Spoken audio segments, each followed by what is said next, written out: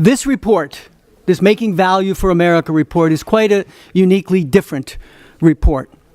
I chaired this at the request of Chuck Vest, our former, this is on. Oh, I'm sorry. Yeah, can you hear me okay? You're all good.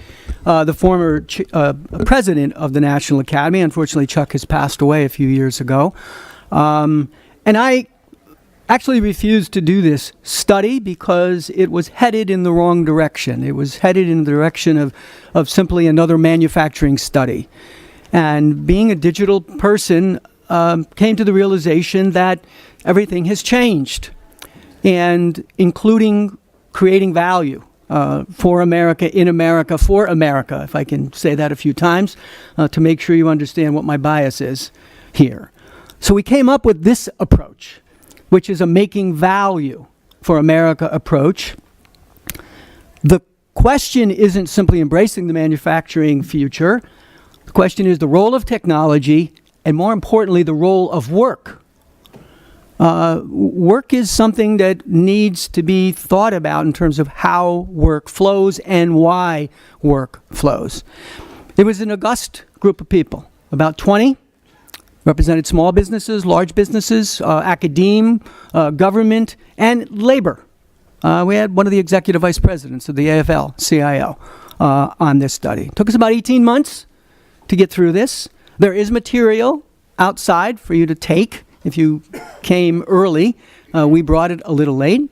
More importantly, you can download everything I'm talking about from the NAE website. This report is available to you in its fullest and most glorious form. It's a little bit of a book.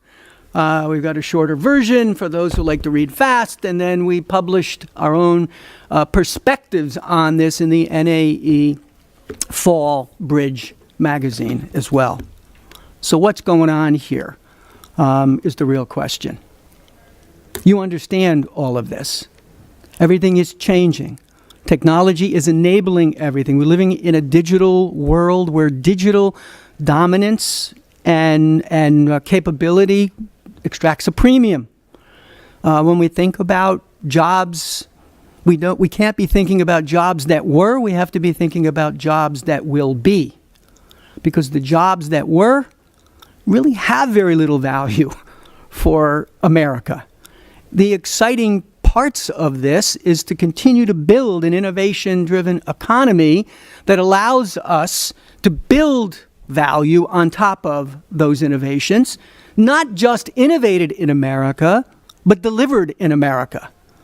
And far too often, we stop after simply saying, thank you very much for your research money, thank you very much for your development money, and we never ask the question, and you're going to make it where? And you're going to actually deliver this value how? We've said this to many people here in the Capitol. We briefed the administration, we briefed the House, and we briefed the Senate. Not necessarily universally accepted perspectives in the sense of trying to get people to understand that simply developing capability, researching capability is, in the 21st century, it's really not enough.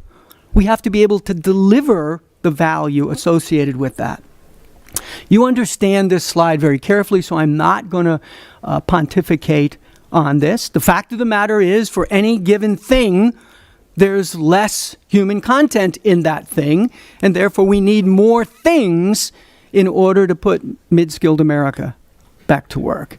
And while this is a National Academy study of engineering, we spent a lot of time on the issues of mid-skilled America.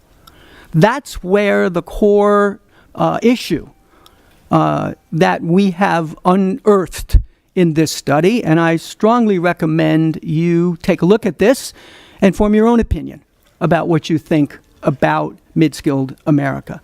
There's little doubt in my mind that we still have the capability to do what needs to be done as long as we focus in the right space and the right place. Won't dwell on the fact that this is all true. We need to find ways to put capital over the projects that we want. We need to continuously realize and embrace the thinking around the fact that things are being automated. Processes are becoming more sophisticated.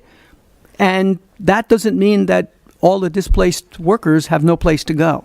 That simply means that we need a broader base in order to employ those displaced workers from these menial jobs that have been, transformed by technology into something different.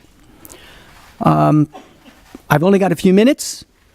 The 3 endpoints of this study, straightforward, not complicated. It's all about education, it's all about collaboration, and it's all about this issue of inclusion. Making sure that we cast the broadest net, the widest net, the most welcoming net for everyone to kind of see themselves inside the outcomes of this report. Chuck Vest was a dear friend of mine, and as I said, I refused to do this study. So he then wrote to me and said the following: "Far too much of our nation is waiting for new ways of work to arrive. We hear lots of rhetoric about how the nature of work will change, as if it relates to some unknown, distant future. The fact is that it's happening now, and we need a broader recognition of this fact and policies and education that reflect it." With that, he sealed a deal with me. So I dedicated almost 2 years of my life to get this work done.